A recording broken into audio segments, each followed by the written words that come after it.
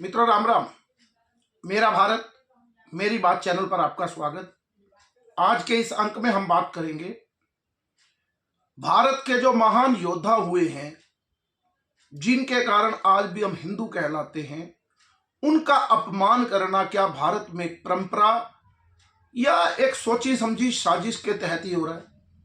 क्योंकि आपने देखा होगा अभी एक विवाद आजकल में ही, लालजी वर्मा जो राज्यसभा सांसद है, संसद में खड़े होकर उन्होंने राणा सांगा को अपमानित किया।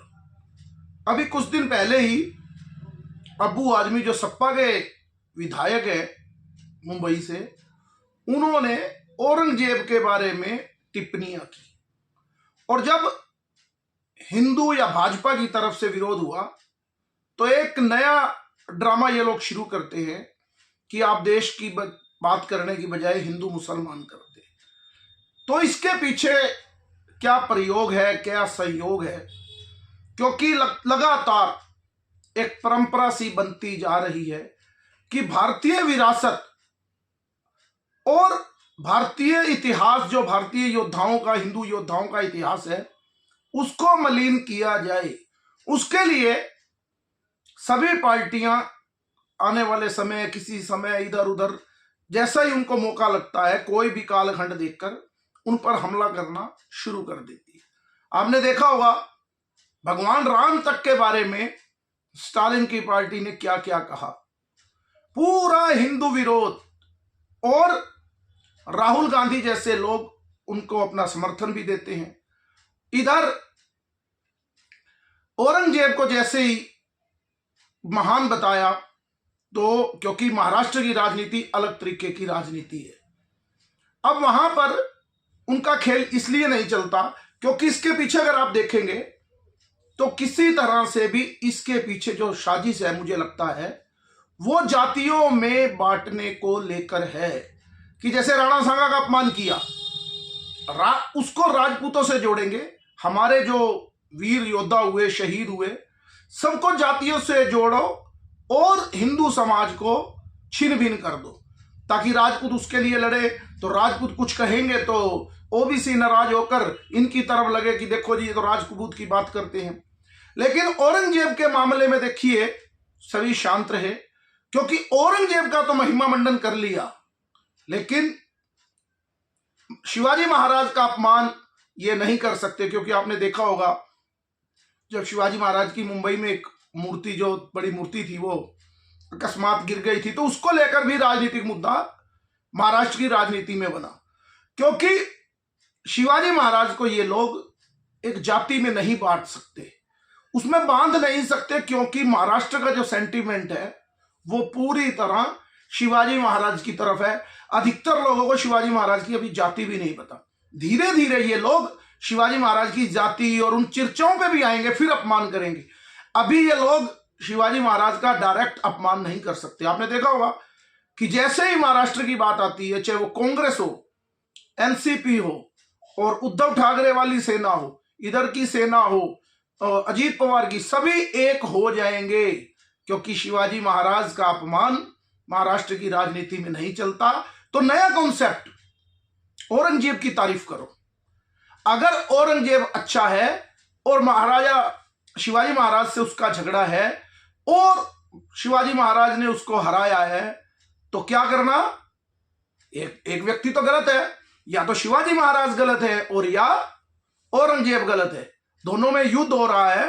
औरंगजेब हिंदुओं को खत्म करना चाहता है और शिवाजी महाराज हिंदुओं के लिए, हिंदुई साम्राज्य के लिए लड़ रहे हैं। लेकिन क्योंकि आपने देखा होगा नागपुर में भी किस तरह से दंगे हो गए, इनका हौसला इतना बढ़ता जा रहा है इन कुछ राजनेताओं का कि वो हिंदू विरासत, हिंदू संस्कृति का अपमान करने से भी नहीं चूकते, और तो और संसद में अपमान करते हैं। और एक नैरेटिव देखिए इस देश में क्या चलाया जाता है। जैसे ही इधर से प्रखर आवाज उठती है औरंगजेब को गाली देने की, उसकी मजार को तोड़ने की, तो एकदम इनका जो सोशल मीडिया पे जो इनका इकोसिस्टम है वो कूद पड़ता है कि नरेंद्र मोदी और उसकी पार्टी तो केवल औरंगजेब को लेकर बात कर रही है, उसके खिलाफ उसकी मजार तोड़ना, लोग चांद पर पहुंच गए। अरे भैया, इसकी शुरुआत कौन कर रहा है? वो तो शांत पड़ा था मामला। आपने विधानसभा में मुद्दा उठाया, अब आपने ही लोकसभा में राणा सांगा का मुद्दा उठाया। आप गाली दे और उस गाली के बदले में सामने से उसकी कोई प्रोटेक्शन भी ना करे, ये आप चाहते हैं, क्योंकि आप तो यही चाहते हैं ना कि प्रोटेक्शन करे, ताकि इस देश का जो 2047 में विकसित भारत बनने की ओर भारत अग्रसर है, उस मार्ग में किस तरह रोड़े लगाए जाए। तो इस तरह का खेल एक सोची समझी राजनीति के तहत हो रहा है। अभी आप खुद देखिए कि साउथ के कुछ प्रांतों को बुलाया, कुछ पार्टियां मोदी विरोध में गई, स्टालिन, क्योंकि वो कह रहे हैं कि हमारी तमिल भाषा को खत्म किया जा रहा है।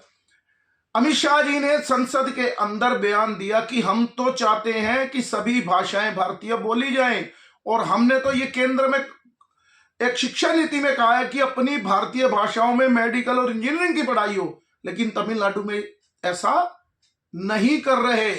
और हैरानी की बात, उस मीटिंग में जो हिंदी भाषियों को गाली देते हैं वहां पर भगवंत मान भी पहुंच गए।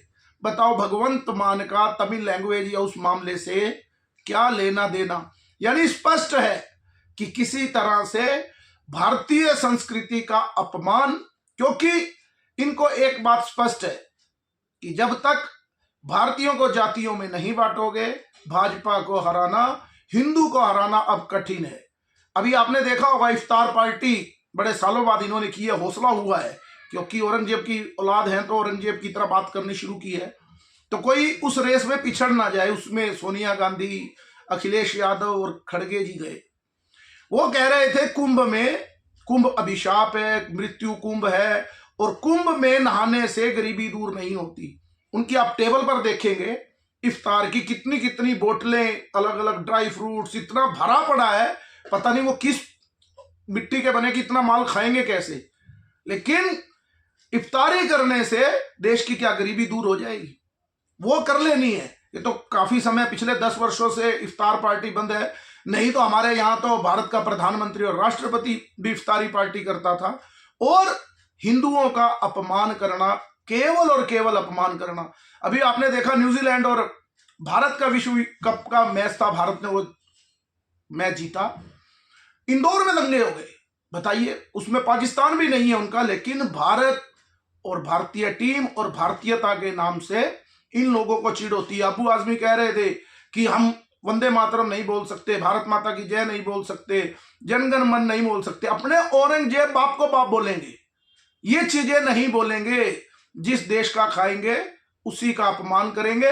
और उसके साथ साथ हमें हिंदुओं को भी पहचानना होगा कि जो ये राजनीतिक पार्टियां हैं, इनको ये ताकत मिलती कहां से है? हम हिंदुओं की वजह से ही ताकत मिलती है। और ये इस तरह से हमारे योद्धाओं का अपमान करना, इस विषय पे और भी लंबी चर्चा हो सकती है, लेकिन आपको और हमें सोचना होगा कि हमारे योद्धाओं को किस प्रकार से अपमानित ये लोग करते हैं। इसके पीछे एक सहयोग है या प्रयोग है। आज के अंक में इतना ही। मेरे इस चैनल को लाइक कीजिए, सब्सक्राइब कीजिए और ज्यादा से ज्यादा शेयर कीजिए। भारत माता की जय, वंदे मातरम, जय श्री राम।